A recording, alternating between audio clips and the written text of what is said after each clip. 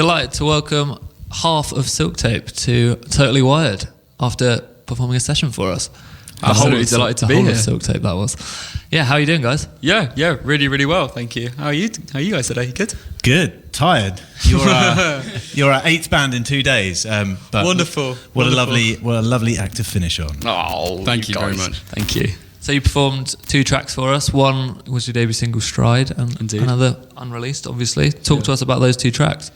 So Stride, like we've mentioned on with you guys before, I imagine, was the first song that we wrote together in a room after a very long time of not being able to do that, and it just kind of came together really quickly, didn't it? Yeah, it was like 20 minutes from start to finish, and then that was literally it. Yep. In terms lyrics of, took a bit longer. Yeah, the lyrics always do, but yeah. I think it's because the lyrics were actually really sort of indicative of the time that we just come out of as well. Yeah. But you can explain more about that. They're your words.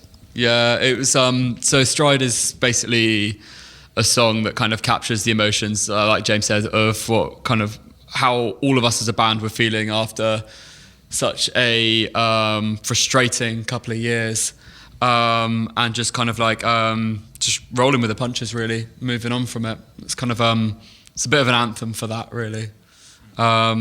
The other track we wrote that we played, Breathing Exercises, was actually a song that we wrote during lockdown, and is just a song about missing your buddies, really. How did that work then? Writing during lockdown, were you passing it demos back and forth, or a lot of zippy, filey doodah? There's no way of having a jam, unfortunately. Obviously, no.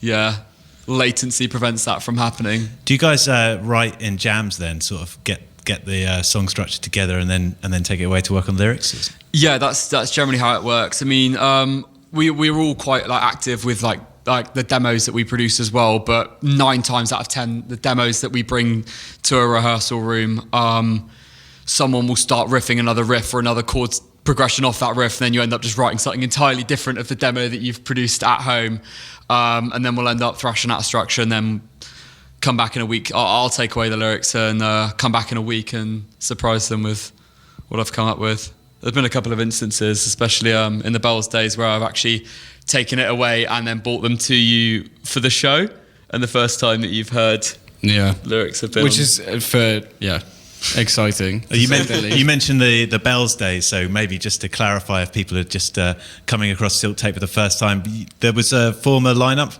or same lineup but under the name Bells? It was largely the same lineup.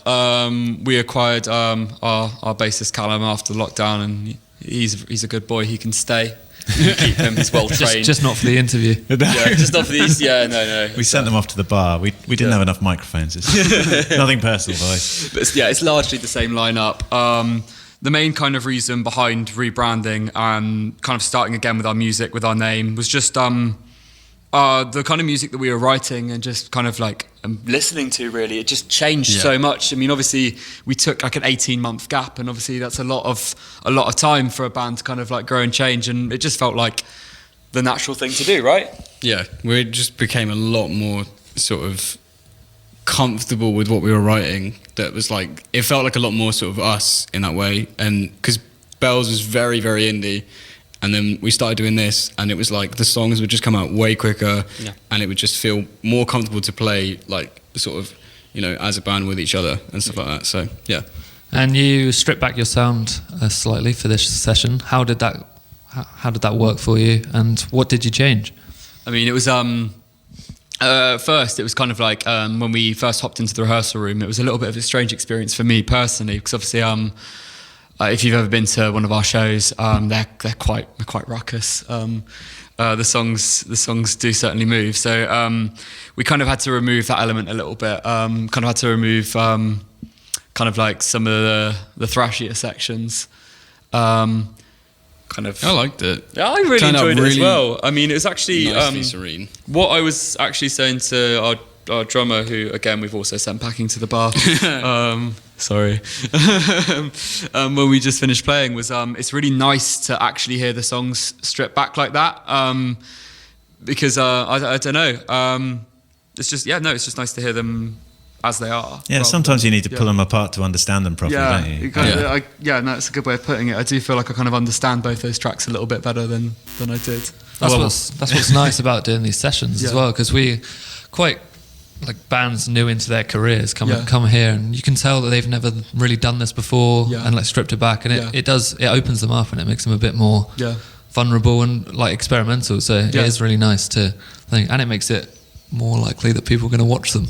Rather than just a carbon copy of something that you're going to put out yourselves. We like to have the totally wired version. So absolutely great to hear you to reshape those tracks. Just quickly, talk to me about the name, because I told my girlfriend that we were going to bring a band called Silktape in, and she said that just made her think of worms, because you get silkworms and you get tape. That's a good point. Yeah, that is a very good point. I mean, dearie me. I think we just we had a few ideas, didn't we? What were we called for a little bit? It sounds really cliche. I had a dream, and I wrote in my notes in my phone about sort of 4 a.m, Sleeptape, and then we realised obviously there's a band that was called that already. In the UK, in our genre. Yeah. If you're listening, hi guys. We nearly stole your name, but we didn't. Sorry about that. But and then we sort of went from there. I was kind of looking for inspiration in like records, and I found the Beach House Depression Jerry, which is a record that's like covered in velvet. And then I was like, oh, that sounds like a good thing to sort of like maybe mix some sort of like material kind of thing. And then I sent Silktape, and I think we were just like, thank God we've got a name. Let's just go with it. Let's just go with it. You know, obviously, like finding like anyone watching who's been in the band, obviously finding a name is just. So eventually, we'll be expecting the Silktape cassette to come out with a silk cover. Oh, it's going to be so velour. It's going to be great. It was so expensive to produce. Thank you so much for coming in. Thanks for that brilliant session. We really enjoyed it. Thank you so much for having good luck us. with everything. Good luck with the single. Thank you. Thanks, guys. Thank you. Cheers. Thanks again. Thank you.